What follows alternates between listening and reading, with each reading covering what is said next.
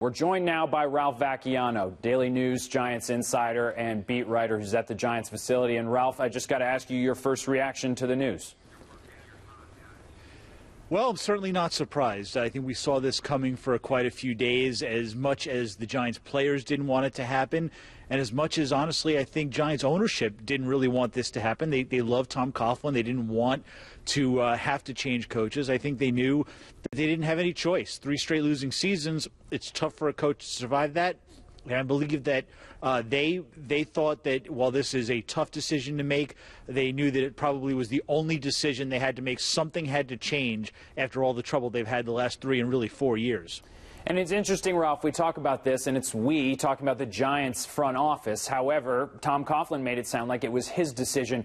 Whose do you think it really was? Did he step down? Did he say, guys, I'm out? Or was it the kind of thing where they came to an agreement that it was probably time to cut ties? That's a really good question. I saw the statement from Tom Coughlin, and I don't believe it says the word retirement anywhere in there, which is interesting, which certainly makes it seem like he might be a guy who still has the coaching bug, still has that competitiveness that he wants to continue. We obviously don't know. We haven't heard directly from Tom Coughlin other than that statement. But I think that he probably read the tea leaves a little bit and saw that if he didn't retire or if he didn't step aside, as he put it, he was probably going to be fired. So he's a good man who loves this organization, and I think he decided that it's in the best interest of this organization. If I take the decision out of their hands, I know what the decision they're going to make is going to be, so let me take it out of their hands and say, you know what, for the good of everybody, I will do this. I don't think it's a decision he would have made if he didn't sense that he would have been fired if he had put up a fight. And Ralph, let's talk about the future of Tom Coughlin. Do you think he right away becomes a very popular candidate to get another job if, like you said, he's not ready to retire? I'm not so sure how popular a candidate he will be because he is 69 years old, and the trend in the NFL is get the youthful coach, the up-and-coming coordinator.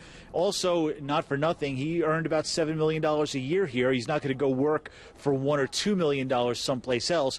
But the right situation could be appealing, and you'd have to think really hard about that. If there's a place you can find a team that lacks a little discipline, can't quite put it together, but clearly has the win-now type of talent, the franchise quarterback in place, situation maybe like in Indianapolis where all the pieces seem to be there. Maybe he says, okay, I'll go there for 2 or 3 years, get this thing turned around, maybe win another Super Bowl, and then really ride off into the sunset. There aren't a ton of jobs that come available like that. If you got a team that's ready to win now, you're not usually firing the coaches. But there might be 1 or 2 out there that certainly could draw his interest, and I think he will take a look.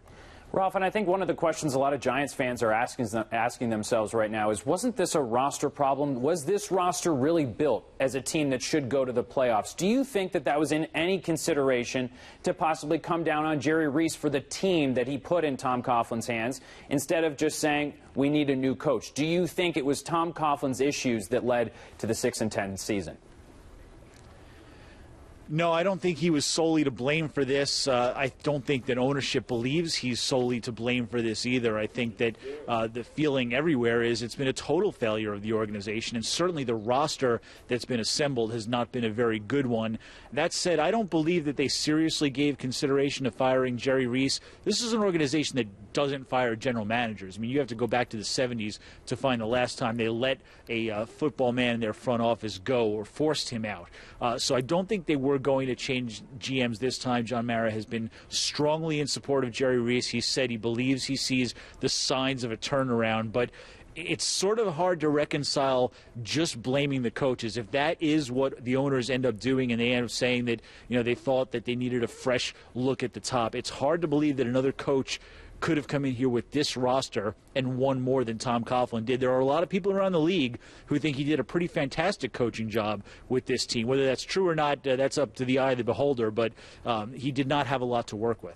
All right, now let's talk about the Giants' now vacant head coaching position in the future. Who do you think the front runner would be? Who might they consider? And is offensive coordinator Ben McAdoo really potentially the front runner? It's a little hard to handicap the field because the field is not very impressive when you look at it. There aren't a lot of candidates that fit the things that the Giants traditionally look for. You know, they like a former assistant to sort of come up through the ranks, and they also want somebody with head coaching experience. They'd like somebody with a little something to prove. If you're not going to go for the big target like a Sean Payton, and I don't think that they will, there aren't a lot of guys out there that fit the profile. You're trying to replace a Hall of Fame caliber coach, and you can't do that with an anonymous assistant who has never been a head coach before, who you hope you're going to make the right choice with. So there aren't a lot of great options, which is why I think Ben McAdoo will get strong consideration here. I think Tom Coughlin probably expressed that in his exit meeting with the owners, that he wants to take care of his assistants and he hopes they can stick around. But more importantly, Ben McAdoo has great respect in the Giants locker room, and the Giants have a 35-year-old quarterback who really doesn't need the hassle of learning a new offense. If he gets a new offense next year and it doesn't work, you've now wasted the end of Eli Manning's career. So it makes a lot of sense to keep Ben McAdoo around, either as the next head coach or maybe as the offensive coordinator for the new head coach. But changing coordinators right now, it could be a very, very bad thing for the quarterback and for the organization. Once again, we're joined by Ralph Vacchiano of the New York Daily News. And Ralph, lastly, I will ask you, what is Tom Coughlin's legacy with the Giants? He may accept another coaching job. We don't know what his future holds. But as he leaves the Giants, what is his legacy? What did he get done in his time there? Besides the 2 Super Bowls, how much did he mature as a coach during that time? Well, I think his legacy is one of the great coaches in Giants history, and I think he's probably as important to the franchise as Bill Parcells was. You think about when Bill Parcells took over, it was a franchise that seemed to be lacking direction and a championship plan, and he obviously came in and got them back to the top of the league.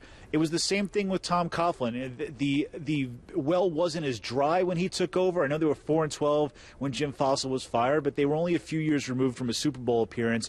But they never really had put together that final step. And Tom Coughlin came in, got them focused on winning a championship, returned professionalism, as he said, Giants pride, and just changed the whole feeling of the organization to where it once again became one of the best organizations in the NFL.